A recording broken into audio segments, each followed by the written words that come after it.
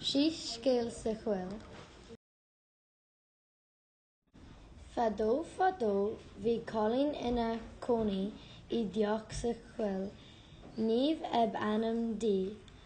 Oíche amháin gúisigh níomh I lár na hithe, mar gur chuala sí cnóg ar an doras.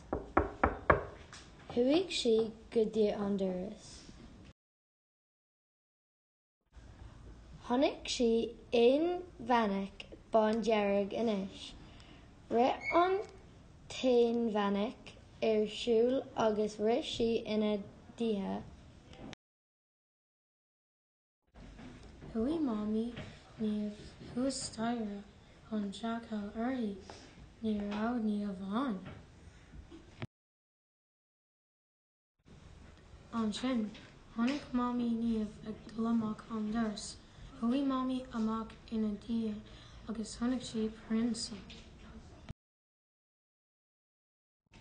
Bhíonn sí ar an gcapall d'aimsí siad níomh.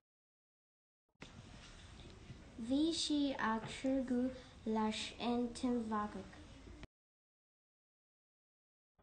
Bhí Mámaí sásta gur cabhraí an priansa le níomh an aimsiú.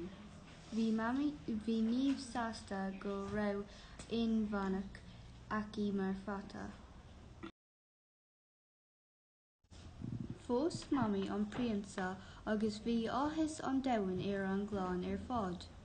Mhór siad go sónna sásta go deo na nuair.